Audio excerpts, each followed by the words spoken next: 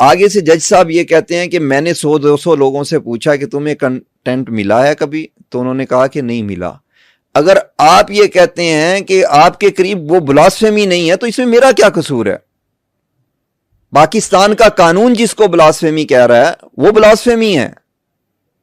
अगर आपको ब्लास्फेमी नजर नहीं आ रही तो फिर वही अल्फाज अपने साथ इस्तेमाल करवाएं। आपको ऊंचा बोलना भी तौहीन लगता है, उस पर तो कंटेम्प्ट ऑफ कोर्ट आ जाती है। 23 लोगों को कंटेम्प्ट ऑफ कोर्ट दी गई।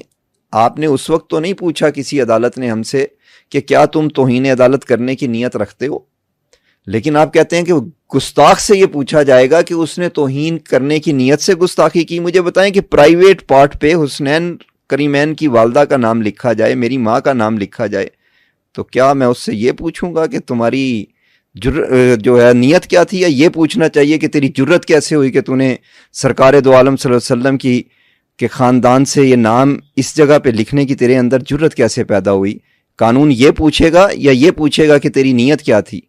वो कहते हैं कि 22 साल के आदमी को गुस्ताखी पे समझाना चाहिए, लेकिन चेक डिसऑनर पे नहीं समझाना चाहिए, चोरी डकैती पे नहीं समझाना चाहिए। क्यों? ब्लास्फेमी के केसेस कोई लावारिस हैं? नबी सल्लल्लाहु अलैहि वसल्लम या उनके अहले खाना या उनके सहाबा या उनके अहले बैत लावारिस हैं इस मुल्क के अंदर? कुरान या अल्लाह जो है उसकी जिस चूड़े चमार को जो है दिल करेगा वो उठकर बात कर देगा, और हम ये खामोश रहेंगे कि जनाब इसकी नीयत पूछनी है हमने पकड़ के। ऐसा कुछ भी नहीं है। पाकिस्तान किसी के तजर्बों के लिए नहीं बना, अल्लाह और उसके रसूल के दीन के नफाज के लिए बना। हमारे बुजुर्गों ने जानें और जिंदगियां, इज्जतें इसलिए नहीं दी थी कि आप पकड़ कर पूछिएगा, उन्होंने इसलिए दी थी कि इस मुल्क के अंदर नामूस रिसालत का कानून चलेगा, इस मुल्क के अंदर अल्लाह और उसके रसूल का फरमान चलेगा। अगर कानून गलत भी होगा, कानून बदला जाएगा, कुरान नहीं बदला जाएगा, नबी सल्लल्लाहु अलैहि वसल्लम का फरमान नहीं बदला जाएगा, कानून बदला जाएगा, असूल बदला जाएगा। यह निहाल हाशमी केस था तौहीन रिसालत में, तौहीन अदालत में।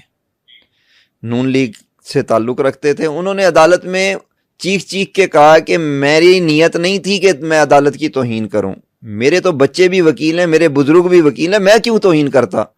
लेकिन उस वक्त के चीफ जस्टिस साहिबान ने यह फरमाया कि आपका जो एक्शन है ना, यह बताएगा कि यह तौहीन हुई या नहीं हुई। आपकी तौहीन के लिए एक्शन बताएगा, नबी सल्लल्लाहु अलैहि वसल्लम की तौहीन के लिए एक्शन नहीं बताएगा। वहां आप इंटेंशन पूछोगे, वहां अगर मुल्जम ये कह दे, आप मुझे बताएं ना, कुरान पाक पे इजैकुलेशन का मुल्जम कहता है कि मेरी तौहीन की वो नहीं थी नियत, तो क्या आप मान जाएंगे उसको? ये तौहीन की नियत ना कहने से उसकी तौहीन नहीं हुई कुरान पाक की?